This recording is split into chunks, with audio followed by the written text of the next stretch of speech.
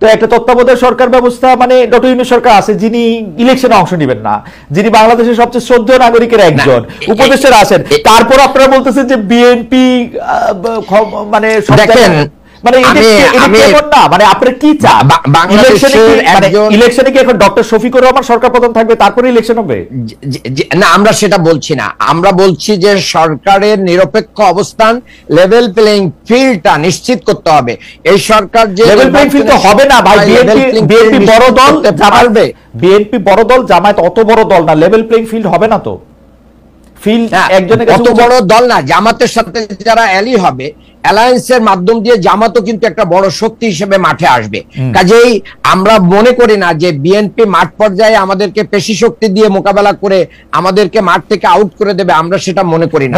কারণ আমরা দীর্ঘ লড়াই সংগ্রামীদের মাধ্যম দিয়ে এখানে আমার মনে হয় যে আপনি যেহেতু আইন শৃঙ্খলা একটা সেকেন্ড দেন, এখন যেমন আবার মানে হঠাৎ করে কেউ কেউ শহীদের সংখ্যা ধরে একটা কথা তুলতেছেন, কেউ কেউ মুক্তিযুদ্ধ আসলে কি করেছে, কেন হয়েছে, ভালো হয়েছে কি খারাপ হয়েছে সেগুলি আসছে, সেটাকে আপনাদের ডিল করতে হইতে পারে।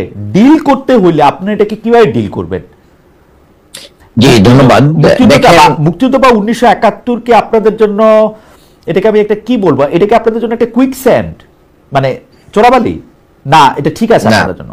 না না, আমি মনে করি যে সেই জায়গা থেকে বাংলাদেশের মানুষ জামাত ইসলামীকে উত্তীর্ণ করে দিয়েছে, যার মাধ্যমে যখন শেখ হাসিনা বলেছে যে রাজাকারের নাতিপুতিরা চাকরি পাবে, তখন কিন্তু বাংলাদেশে একটা অগ্নিস্ফুলিঙ্গ হয়েছে এক। আর বাংলাদেশের অবস্থিত জামাত ইসলামী শিবিরের লোকদেরকে এই দেশের জনগণ, আমাদের যারা প্রতিবেশী, আমাদের আত্মীয়, তারা আমাদের আচার আচরণ, চরিত্র, তাহজিব, তামাদ্দুন ইত্যাদি দেখে ইতিমধ্যেই তারা এটা বিশ্বাস করতে পেরেছে যে এরাই একমাত্র দুর্নীতিমুক্ত দল এবং এদের কাছে বাংলাদেশ নিরাপদ, এরা দেশপ্রেমিক। আরো অনেকেই আছে, কিন্তু আমাদের সম্পর্কে যে ভুল ধারণা সেটা ভেঙে গেছে। এবং সম্প্রতি বাংলাদেশের সুপ্রিম কোর্ট থেকে যে একটা রায় এসেছে, যেটা ট্রাইব্যুনাল মানে অন্যায়ভাবে জুডিশিয়াল কিলিং করেছিল আমাদের নেতৃবৃন্দকে, সেখান থেকে এটিএম আজহারুল ইসলাম বের হয়ে আসার মাধ্যম দিয়ে সর্বোচ্চ আদালত থেকে এটা প্রতীয়মান হয়েছে যে জামাত ইসলামী মূলত একটা জুডিশিয়াল কিলিং এর শিকার হয়েছিল। এরকম জায়গা থেকে এখন আপনি যতগুলো জরিপ দেখবেন, জুডিশিয়াল কিলিং বা ওই বিচার বা ট্রাইব্যুনালের কথা যদি আপনি বাদ দেন, আপনাদের জন্য 1971 ডিল করা কি সহজ? কারণ আপনারা তো সহজভাবে 1971-এর জন্য আপনাদের রাজনৈতিক অবস্থান ভুল বলে বা সেই সময়কার অবস্থানের জায়গা বলে আপনারা তো এটা নিয়ে কথা বলেন না। 1971 আপনারা একটু চুপ থাকে। আমরা না চুপ থাকি না, আমি তো কথা বলছি এবং আমরা বিভিন্ন জায়গায় কথা বলছি। আমাদের নতুন প্রজন্ম যারা, আমরা কথা বলছি, তারা রশিদ মিনাজ নিয়ে, আপনাদের নতুন প্রজন্ম রশিদ মিনাজের কথা বলে। ভাই শোনেন, আপনি তো শুধু রশিদ মিনাজের কথা বললেন, সেখানে আমাদের সাদুক কাইমের কথা বললেন না, ফরহাদের কথা বললেন না, আমাদের তন্নির কথা, জুমার কথা বললেন না, তাকেও তো আমরা মনোনয়ন দিয়েছি। আচ্ছা বললাম, বললাম সাদিক কাইমের কথা বললাম, মেধাবীদেরকে আর ফরহাদের কথা বললাম, জুমার কথা বললাম এবং আমি স্বীকার করলাম তাদের একটা গুরুত্বপূর্ণ ভূমিকা ছিল। সাখাত জাকারিয়া যে ঢাকা বিশ্ববিদ্যালয় ভর্তি পরীক্ষায় ফার্স্ট হয়েছে, সেরকম একজন মেধাবীকে নেতৃত্ব।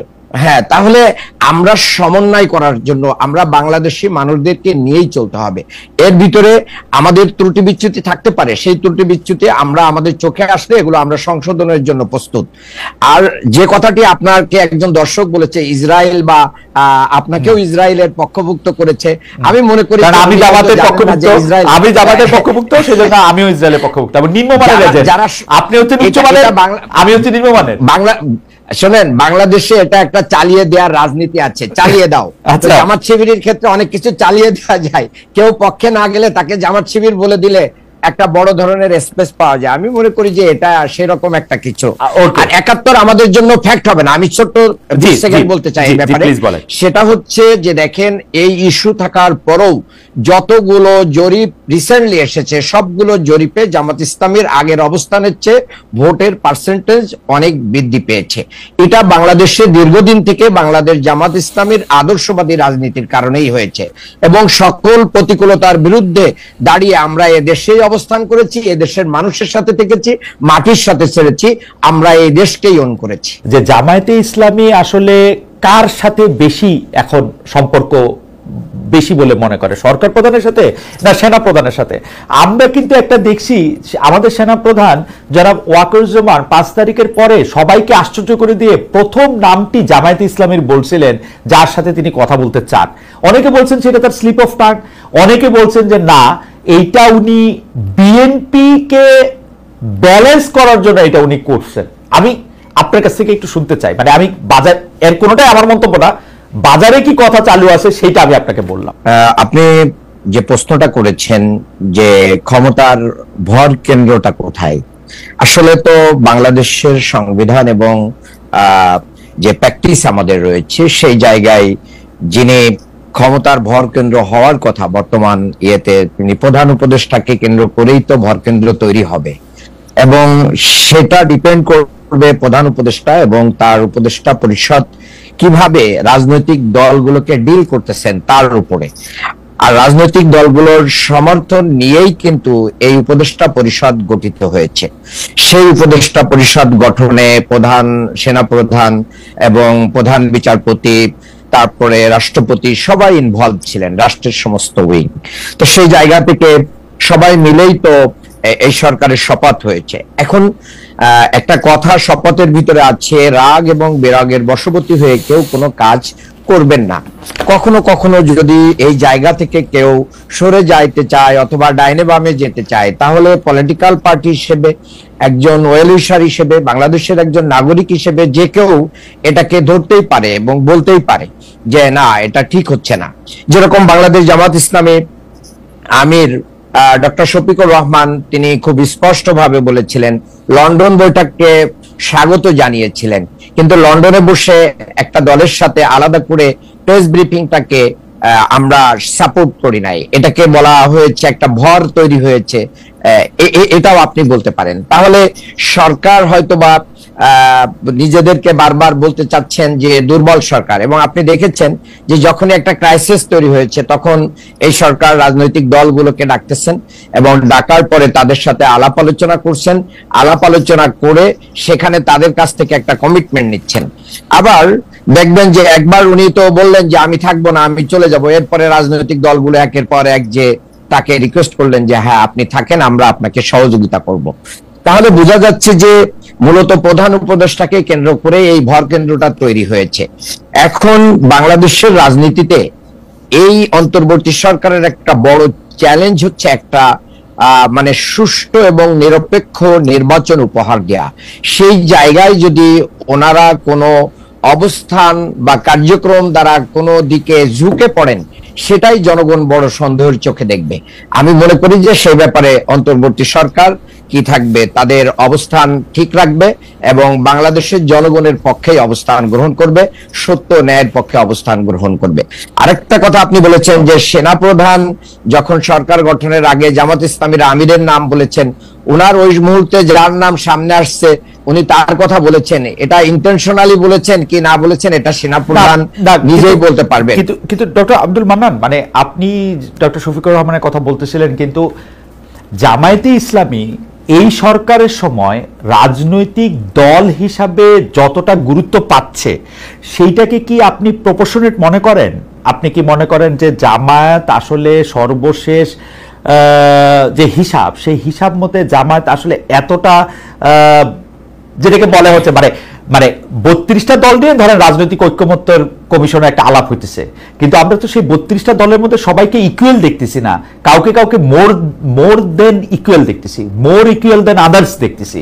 এই জামায়াতে ইসলামীকে এই মোর ইকুয়াল দেন আদার্সটা হওয়াটা ডিজার্ভ করে কিনা, নাকি জামায়াতে ইসলামীর সাথে যেহেতু সরকার প্রধান বা সেনা প্রধানের একটা নিবিড় সম্পর্ক রয়েছে সেইটা আপনাদের ক্ষমতার উৎস?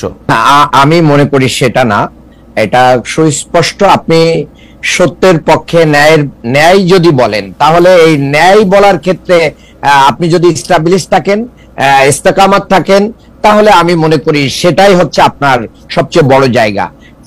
সেনাপ্রধান বা অন্যরা এটা বড় জায়গা না। আমি মনে করি আমরা ন্যায় কথা বললে জনগণ এটাকে সাপোর্ট করবে, সেই জায়গা থেকে আমাদেরকে সরকার প্রধান বা অন্যরা এটা মানতে বাধ্য হবে, এটাই আমাদের স্ট্যান্ড। আপনার কাছে কি মনে হচ্ছে আপনারা পিআর নিয়ে যে স্ট্যান্ডটা নিচ্ছেন সেটা ন্যায় ভিত্তিক স্ট্যান্ড, মানে প্রপোর্শনাল রিপ্রেজেন্টেশনের যেটা কথা আপনারা বলতেছেন এখন ইলেকশনের এই কয়েক ভোটটার সময় আগে এসে, এবং সেটা ক্ষেত্রে আপনারা প্রথমে উচ্চকক্ষের কথা বলা হইলো, পরে নিম্নকক্ষের কথাও বলা হইতেছে, এবং আপনারা বলতেছেন যে পিআর ছাড়া আপনারা ইলেকশন যাবেন না, সেটা ন্যায় ভিত্তিক স্ট্যান্ড। হ্যাঁ, এটা আমি খুব ক্লিয়ারলি বলতে চাই। দেখেন, বাংলাদেশে যে এফপিটিপি যে সিস্টেমে যে নির্বাচনটা হয়, দীর্ঘ 54 বছরের ইতিহাসে এই নির্বাচন ব্যবস্থাটা অনেকটা বাংলাদেশের সকল মানুষের কাছে প্রশ্নবিদ্ধ হয়ে গেছে। এটা এক ধরনের ব্যর্থতার, মানে এর বড় ধরনের ব্যর্থতা দেখা যায়, যার কারণে আমাদের এই নির্বাচন ব্যবস্থাকে কেন্দ্র করে বড় সংকট তৈরি হয়। এই সংকটের জায়গা থেকে বাংলাদেশের মানুষের আশা আকাঙ্ক্ষাকে সামনে রেখে পেয়ার পদ্ধতির কথা বাংলাদেশ জামাত ইসলামী বলছে, এবং সেটা এখনই বলছে বিষয়টা তা না। 94-এ অধ্যাপক গোলাম আজম স্যার একটি বই লিখেছিলেন, আনুপাতিক হারে নির্বাচন, কিন্তু তত্ত্বাবধায়ক সরকারের আলোচনাটা তুঙ্গে থাকার কারণে আমরা কিন্তু ওই আলোচনাটা ওখানে তুলি নাই।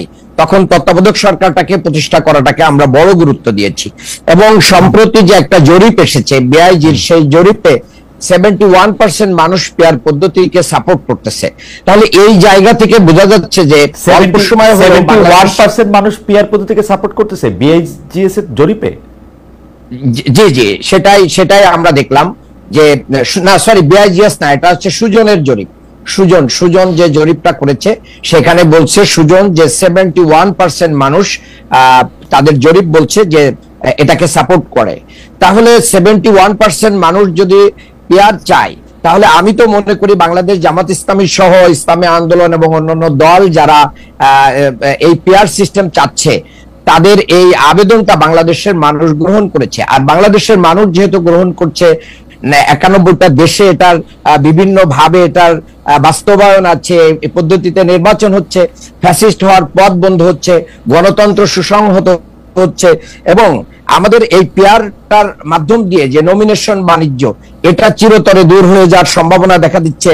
বিশেষ করে আমি মনে করি যে আমাদের যে রাজনীতিতে একটা ভারসাম্য তৈরি, এই ভারসাম্য তৈরিটা তখন হবে। আমি যদি তর্কের খাতিরে বলে নিই, বাংলাদেশের রাজনীতিতে আওয়ামী লীগ কিন্তু সর্বশেষ 49টা আসন পেয়েছিল। তাহলে 49টা আসন পেয়ে তারা কিন্তু মেজরিটি হতে 49% ভোট পেয়েছিল। 49% ভোট পেয়ে তারা কিন্তু পেয়ার পদ্ধতি হলে মেজরিটি পাইতো না।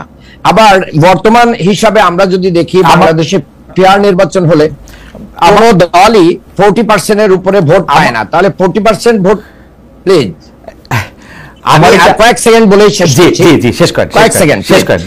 40% ভোট পেয়ে একটা দল পেয়ার সিস্টেমে 120টা সিট পেতে পারে। তাহলে এই যে একনায়কতন্ত্র তৈরি হওয়া, ফ্যাসিস্ট হওয়া, জালেম হওয়া এবং কর্তৃত্ববাদী হওয়াটাকে রুখে দেয় পেয়ার সিস্টেম, যার কারণে বাংলাদেশের মানুষের, প্রত্যেকটা মানুষের ভোট অধিকার নিশ্চিত হয়। বিশেষ করে বিএনপি আমার মানে 30% ভোট পেয়ে, জি আপনার আমি এই কথাটুকু একটু বলি, 33% ভোট পেয়ে বিএনপি 29টা সিট পেয়েছে। এই 33% মানুষের সাপোর্ট বিএনপি কাজে লাগাইতে পারতো যদি পেয়ার সিস্টেম থাকতো। ওকে, আমি আমার প্রস্তাবটা বলি। আমার কাছে মনে হয় জামায়াতে ইসলামী ম্যাপ করে দেখতেছে যে সে তার পক্ষে বাংলাদেশের আসন ভিত্তিক নির্বাচিত এলাকায় খুব কম আসনের মধ্যেই সে জিততে পারবে, এর জন্য সে পেয়ার সিস্টেমের কথা বলতেছে। আর 2 নাম্বার হচ্ছে জামায়াতে ইসলামী এইটাকেও সাপোর্ট করতেছে যে আপনারা মজলিসে শুরায় বসে 300 আসনে কারা প্রতিনিধিত্ব করবেন তারা একটা খাতার মধ্যে লিখবেন, এটা জমা থাকবে, তারপরে পাশ হলে আপনার প্রফেশনাল ভিত্তিতে তাকে নিয়োগ করবেন। আমাকে আপনি এই সুযোগ দিচ্ছেন না যে আমি আমার এমপি ওখানে নির্বাচিত করব, এই দুইটা ব্যাপারটাই আমাকে একটু ধন্দে ফেলে দিচ্ছে। এটাকে আপনি বলবেন, কারণ আমি স্পষ্ট দেখতে পাচ্ছি জরিপে কি বললুক তা আমি অত ভালো জানি না। আমার কাছে মনে হচ্ছে আপনাদের পিআর সিস্টেমের এই মুহূর্তে দাবি তোলার কারণ হচ্ছে এইটা, কারণ আপনারা হিসাব করে দেখছেন যে আপনারা যত ভোট পাবেন তত আসন আসলে আপনারা পাবেন না। পিআর এর মাধ্যমে আপনারা কিছু আসন বাড়িয়ে নিতে চান, এটা আপনাদের একটা কায়েমি স্বার্থ বলে আপনি মনে করেন কিনা ডক্টর মান্নান? জি না, আমাদের কায়েমি স্বার্থ এখানেই যে আমরা তত্ত্বাবধায়ক সরকার ব্যবস্থা নিয়ে এসে বাংলাদেশের মানুষকে একটা মানে লং টাইম একটা নির্বাচন ব্যবস্থার দিকে নিয়েছি। আমরা মনে করি যে পিআর সিস্টেমের মাধ্যম দিয়ে বাংলাদেশের মানুষ আরেকটা লং টাইম নির্বাচন ব্যবস্থা থেকে মানে সুবিধা পাবে। আর আপনি যেটা বলেছেন যে আমাদের বাংলাদেশ সাংঘাতিক টপ ডাউন প্রসেস হচ্ছে না ডক্টর মান্নান? আপনারা না, টপ ডাউন প্রসেস হচ্ছে না। আপনার প্রশ্নেরই উত্তর দিচ্ছি আমি। সেটা হচ্ছে যে আপনি যেটা বলেছেন যে বাংলাদেশ জামাত ইসলামী কিন্তু তার 300 আসনে প্রার্থী ঘোষণা করেছে। বাংলাদেশ জামাত ইসলামী একমাত্র দল যার 300 আসনে প্রার্থী কাজ করতেছে। আমি ঢাকা 6 এর ভিতরে কাজ করতেছি, তাহলে আমাকে সেখানে বলা হয়েছে। আমরা নির্বাচনী মাঠেই রয়েছি। আবার আমরা বাংলাদেশে স্থায়ী একটা চূড়ান্ত নির্বাচনী বন্দোবস্ত, আমি আপনার কাছে এই প্রসঙ্গে আবার আসবো। শুধু আপনি আমাকে বলেন, আপনারা 300 আসনে প্রার্থী দিচ্ছেন, এখন পেয়ার সিস্টেমে ইলেকশন হইলো, আপনারা এখন 25% প্রার্থীর ক্ষেত্রে মানে 25% ভোট, সরি 25% আসন আপনারা পাবেন, 25% না মানে 3 ভাগের 1 ভাগ আসন আপনারা পাবেন, 100 আসন পাবেন। সেখানে কোন 200 বাদ দিবেন, কোন 100 রাখবেন, সেটা কেমনে সিস্টেম করবেন? মানে যারা জিতে আসবে, ভোট বেশি পাবে কি? হ্যাঁ, দেখেন এই জিনিসটা খুবই ক্লিয়ার। সেটা হচ্ছে যে বাংলাদেশের সহ পৃথিবীর বিভিন্ন দেশে যে পেয়ার সিস্টেমটা আছে, সেই পেয়ার সিস্টেমটা এক এক দেশে এক এক ভাবেই ফলো করা হয়। তো আমরা যদি পেয়ার সিস্টেমটাকে ওন করতে চাই, তখন সকল রাজনৈতিক দলগুলোর